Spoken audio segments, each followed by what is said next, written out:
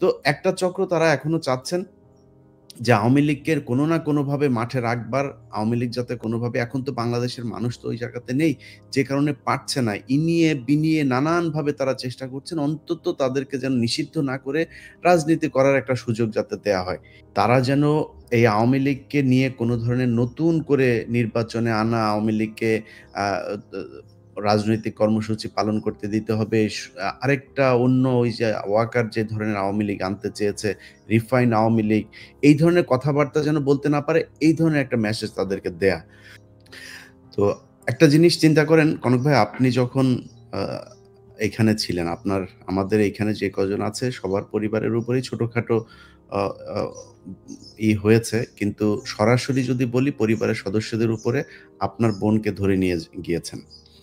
আমি যেদিন আ আ ২১শে টেলিভিশনের চেয়ারম্যান যেদিন জেলে যান, সেদিন আমার ছোট ভাই বাংলাদেশের একটা বেসরকারি টেলিভিশনে সাংবাদিকতা করত। সেই রাতেই তাকে সেখান থেকে স্যাক করা হয়েছে এবং সে অফিসে যায়নি। তার সেই বেতন ভাতা, সেই জিনিসগুলো আপনার ফেরত দেওয়া হয়নি এখন পর্যন্ত। আপনার বোনকে ধরে নিয়ে যাওয়া হয়েছে। পিনাকি ভট্টাচার্য, উনার আ পরিবারের উপরেও নানান ধরনের নির্যাতন আ এগুলো করা হয়েছে। তো ধরেন আমরা আমাদের পরিবারের উপরে যত ধরনের নির্যাতন, অত্যাচার, আইনি নানান ধরনের মামলা তো অভাব নাই। সেগুলো এখনো আছে। সেগুলো করা হয়েছে। কিন্তু আওয়ামী লীগ যে এই যে বাইরে বসে, বসে তারা এত ধরনের ষড়যন্ত্র করছে এবং আপনি দেশের ভেতরেও যদি চিন্তা করেন, আমি অনেকগুলো ওদের ইন্টারনাল গ্রুপ যেগুলো আছে সেগুলো আমাকে বিভিন্ন সংস্থা থেকে যখন দেয়, সেগুলো আমি আমার Facebook, YouTube এ পোস্ট করি। সেই তথ্য ধরে কিন্তু তাদেরকে ধরা সম্ভব। মোবাইল নাম্বারগুলো সেখানে থাকে। এটা ধরে ১ মিনিটের ব্যাপার তাদের ট্রেস করা যে তারা কোথায় আছে। তাদেরকে ধরা হয় না। তো এরা দিনকে দিন এই ধরনের আস্ফালন দেখাচ্ছে বিদেশে বসে, বসে। আমরা এখানে বসে অনেক কথা বলেছি। আমরা YouTube এ আমরাও এখানে অ্যা অ্যা আমাদের যে এক্টিভিটি সেগুলো করেছি। কিন্তু কোনোদিন কারো গায়ে হাত তুলে না, কারো সাথে মারামারি করে না। বরং এরা ওই সময় আমাদের সাথে মারামারি করত, এখনো করছে। তো বাংলাদেশ তো এখন পরিবর্তন হয়েছে। এখনো তাদেরকে এগুলো করতে দেয়া যাবে না তো। আমরা কারোর বাড়িতে যে হামলা হোক, কারো পরিবারের মানুষের উপরে আঘাত করা হোক, আমরা এটা চাই না। একদমই চাই না আমরা। কিন্তু তাদের তো দেশে তাদের ব্যাপারে তো আইনি ব্যবস্থা নিতে হবে। এটা আমি মনে করি নেয়া খুবই জরুরি।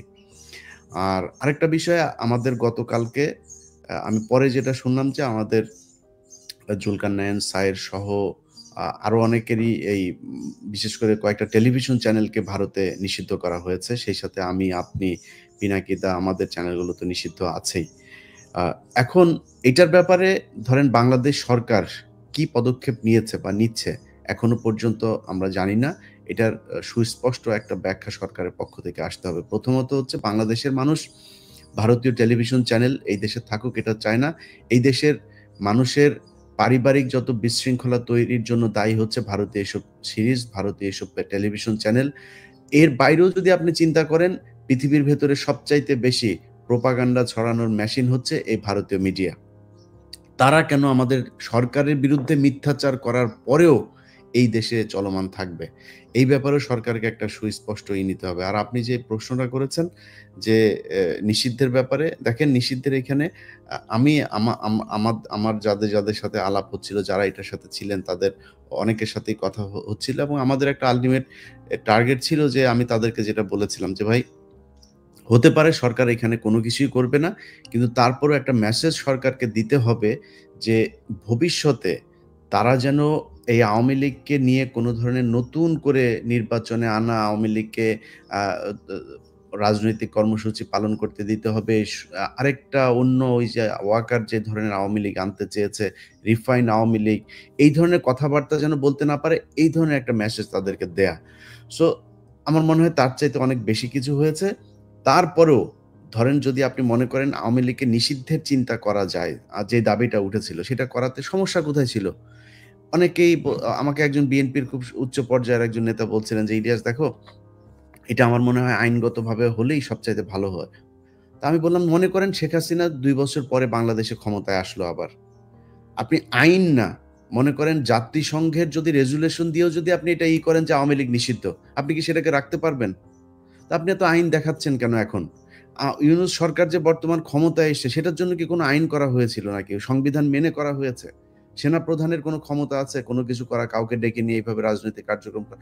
নাই তো। সবই তো বেআইনিভাবেই করা হয়েছে।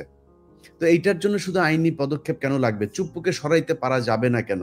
এখনো আওয়ামী লীগের যারা বিভিন্ন জায়গায় পুলিশ প্রশাসন এখন সবাই ত্যাগী। সবাই ত্যাগী, বিশাল ত্যাগী। অথচ তারা এখন ইয়ে আছে, ওসি আছে, যারা কিনা আওয়ামী লীগের সময় ২-৩ থানায় ওসি ছিলেন। আমি কালকে কয়েকজনের তালিকা পেলাম। তাদেরকে আবার ওসির পদে বসানো হয়েছে। তো একটা চক্র তারা এখনো চাচ্ছেন যে আওয়ামী লীগকে কোনো না কোনোভাবে মাঠে রাখবার, আওয়ামী লীগ যাতে কোনোভাবে, এখন তো বাংলাদেশের মানুষ তো ওই জায়গাতে নেই, যে কারণে পারছে না। ইনিয়ে বিনিয়ে নানানভাবে তারা চেষ্টা করছেন অন্তত তাদেরকে যেন নিষিদ্ধ না করে রাজনীতি করার একটা সুযোগ যাতে দেয়া হয়। এটাই হচ্ছে তাদের ইয়ে। তো আমি আমার এই জায়গায় আমার বক্তব্য খুব স্পষ্ট যে বাংলাদেশের মানুষ শেখ হাসিনা যতবার দাঁড়াতে যাবে ততবার তাকে শুইয়ে দেবে। আওয়ামী লীগকে বাংলাদেশের মানুষ গ্রহণ করার ওই জায়গাতে আর নাই। অতএব রাজনৈতিক দল সেটা জামায়াত হোক, বিএনপি হোক বা অন্য কোনো রাজনৈতিক দলই হোক। কালকে ওই যে কাউয়া কাদেরের আরেক ভার্সন এখন বাংলাদেশে আছে আপনার আ জাতীয় পার্টির কাদের। কাদের কালকে বলছে তারা কোনো দলের এটাতে তারা মানে না, এটা তারা বিশ্বাস করে না। সো এই ধরনের কাদেরের কিন্তু ভিডিও আছে আমার কাছে, আগে থেকে বলে রাখলাম। কাদেরের কিন্তু বহু আগেই ভিডিও ছিল, তা ওরে নিয়ে আর আমি নাড়াচাড়া করি না, কারণ এটারে নিয়ে নাড়াচাড়া করার মতো জিনিস না। সো বেশি লাফালাফি করার দরকার নাই কাদের সাহেব।